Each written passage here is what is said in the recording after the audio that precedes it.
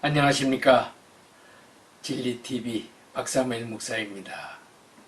인류가 가지고 있는 가장 위대한 보물은 성경입니다. 신학계에서 가르치는 신학자들은 성경 중심으로 가르쳐야 하고, 말씀을 선포하시는 우리 목사님들도 성경 중심으로 설교해야 합니다. 또 성도들도 성경 중심으로 신앙생활 할 때 문제가 없습니다. 인생의 모든 문제가 성경에서 풀어집니다. 또 성경 속의 보물이 하나님의 비밀 예수 그리스도입니다. 골로새서 2장 3절에 보면 예수 그리스도 안에는 지혜와 지식의 모든 보화가 감추어져 있느니라. 이 지혜를 헬라어로 소피아라고 합니다. 창세 이전서부터 감추어진 하나님의 뜻과 계획을 아는 것이 지혜입니다. 또 지식은 그노시스라 그래요. 복음 주 예수 그리스도를 알면 영원한 생명을 얻는다는 하늘 지식이 그노시스예요. 세상 사는데 필요한 지식이 아닙니다. 근데 예수 그리스도 안에 지혜와 각종 지식의 보화가 감추어져 있다고 그러는데, 이 감추어져를 헬라어로 아포크레포스라고 그럽니다. 오직 성령의 감동으로 감추어진 하나님의 비밀을 알 수 있다는 뜻이에요. 그러면 예수 그리스도는 누구이십니까? 이사야서 9장 6절에 보면 오실 메시아 평강의 왕 예언의 말씀이 있습니다. 한 아기가 우리에게 낳고 한 아들을 우리에게 주신 바 되었는데, 그의 어깨에는 정사를 메었고 그의 이름은 기묘자라, 모사라, 전능하신 하나님이라, 영전하시는 아버지라, 평강의 왕이라 할 것임이요. 아멘. 평강의 왕이 세상에 오셨기 때문에 성탄절이 생긴 것입니다. 예수님께서 이 땅에 오심으로 진정한 기쁨이 있고 진정한 평화가 있는 것이지요. 예수님은 평강의 왕으로 온 세상에 평화를 주시기 위하여 베들레헴 마구간에서 태어나셨습니다. 요한복음 1장 29절에 보면 세례 요한이 예수 그리스도를 증거하시는데, 보라, 세상 죄를 지고 가는 하나님의 어린 양이로다. 또 34절에도 보면은 세상 죄를 지고 가는 하나님의 어린 양이로다. 왜 예수님께서 베들레헴 마구간에서 태어나셨어요? 여기 하나님의 어린 양이라고 했습니다. 이스라엘의 어린 양이 아니라 하나님의 어린 양입니다. 그래서 우리 예수님께서 마구간에서 태어나신 것입니다. 예수님이 탄생하실 때에 누가복음 2장 13절에서 14절에 보면은 호련히 수많은 천군이 그 천사와 함께 하나님을 찬송하여 이르되, 지극히 높은 곳에서는 하나님께 영광이요, 땅에서는 하나님이 기뻐하신 사람들 중에 평화로다 하니라. 아멘. 예수님의 탄생은 인류 최대의 기쁜 소식입니다. 또 복음입니다. 그래서 복음을 유앙게리온이라 그래요. 유는 좋은 뜻이라는 뜻이고, 게리온은 소식이라는 뜻이에요. 이 게리온에서 엔젤이 나왔습니다. 천사가 나왔습니다. 그래서 천사는 좋은 소식을 전해주는 천사라고 얘기하는 거예요. 예수님께서 이 땅에 오신 목적 두 가지가 있습니다. 첫째로는 예수 그리스도를 통해 인류 구원의 길이 열린 것이 하나님께는 큰 기쁨이 되어 천군 천사들이 찬양을 한 것입니다. 두 번째로는 사람들에게 평화를 주시기 위해 이 땅에 예수님이 오신 것입니다. 인간의 죄로 말미암아 하나님과 원수관계로 우리 주님께서 화평을 위해 십자가에서 죽으셨고, 또 화평을 위해 3일 만에 부활하셨습니다. 오늘 주시는 산상수훈 팔복의 말씀 중 7번째 말씀을 보겠습니다. 마태복음 5장 9절 말씀입니다. 화평하게 하는 자는 복이 있나니 그들이 하나님의 아들이라 일컬음을 받을 것임이요. 아멘.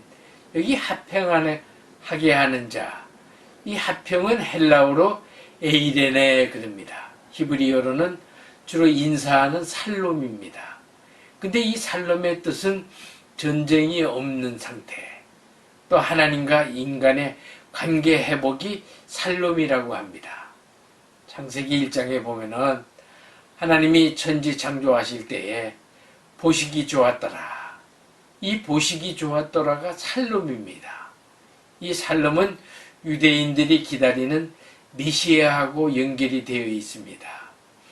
메시아가 주시는 완전한 평화가 살롬입니다. 이 살롬은 하나님의 나라의 영역입니다. 에덴 동산에 죄가 들어오기 전에 하나님이 창조된 세상은 조화롭고 평화로운 동산이었습니다.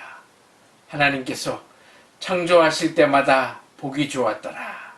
영어로는 It was good, 토브라고 히브리어로 말씀했는데 7번이나 보시기 좋았더라고 말씀하십니다.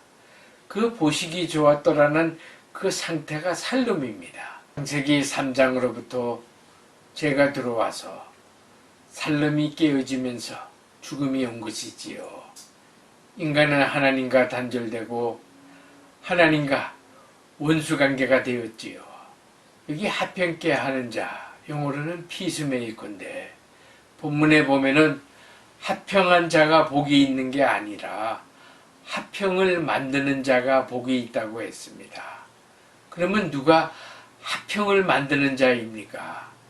평강의 왕 주 예수 그리스도입니다. 화평한 사람이 되는 길은 주 예수 그리스도를 믿고 예수 그리스도의 충만한 화평을 전하는 사람이 화평케 하는 사람입니다. 요한일서 2장 2절에 보면은 그는 우리 죄를 위한 화목제물이니 우리만 위할 뿐 아니요 온 세상의 죄를 위하심이라. 아멘. 이 말씀이 창세전에 감추어진 하나님의 비밀이요 하나님의 구속 계획입니다. 친히 예수님께서 이 땅에 화목제물로 오신 것입니다. 우리가 믿는 기독교는 화평의 복음입니다.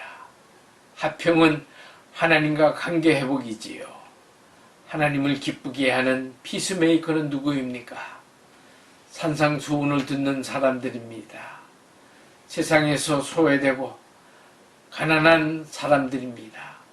예수님의 말씀대로 그들은 심령한 가난한 자들이고 자기 죄로 인해 애통하는 자들입니다. 또 온유한 자들입니다. 온유한 자들이 예수님의 말씀을 듣고 순종을 합니다. 또 하나님의 의가 절대로 필요한 의에 줄이고 목마른 자들입니다. 또 그들은 이웃을 불쌍히 여기고 사랑하고 도와주는 긍휼이 많은 사람들입니다. 죄로부터 깨끗해지려는 마음이 청결한 자들이 그들입니다. 예수님은 힘없고 가난한 자 편들에 있습니다. 복의 근원이신 예수님의 말씀을 듣는 자들이 복이 있는 자들입니다. 예수님 때문에 할 말을 다 못하고 사는 사람이 화평하는 사람들입니다. 우리 가정이 편안하려면 가장이 침묵을 해야 합니다. 하박국의 2장 20절에 보면은 오직 여호와는 그 성전에 계시니 온 땅은 그 앞에서 잠잠할지니라 하시니라. 예수님 옆에 침묵하고만 있어도 복이 되는 것이지요. 본문을 다시 보겠습니다. 화평케 하는 자는 복이 있나니 그들이 하나님의 아들이라 일컬음을 받을 것임이요. 여기 화평케 하는 자는 하나님의 아들이라고 부릅니다. 하나님의 아들을 헬라어로 데오스 휘오스라고 합니다. 영어 성경에 보니까 You will be called children of God이라고 했습니다. 그리스도 한 분으로 만족하면서 사는 성도들이 하나님의 아들들입니다. 그들의 삶에서 자연스럽게 묻어나오는 하나님의 성품이 화평한 성품입니다. 요한복음 1장 12절에 보면은 누구든지 그를 영접한 사람들에게는 하나님의 아들들이 되는 권세를 주셨으니 즉 그 이름을 믿는 사람들에게니라. 아멘. 예수 믿기 전에는 우리들은 마귀의 자녀인데 평화의 왕 예수 그리스도를 믿어 하나님의 자녀들이 된 것이지요. 평화의 삶은 십자가 지는 삶이고 자신을 낮추고 잠잠할 때에 이루어집니다. 침묵하는 것이 평화의 삶이지요. 세상에서 화평케 하는 일보다 더 하나님을 닮은 일은 없습니다. 주 예수 그리스도를 믿으시고 하나님의 풍성한 은혜 가운데 화평케 하는 복된 삶을 사시기를 예수 그리스도의 이름으로 축복합니다. 감사합니다.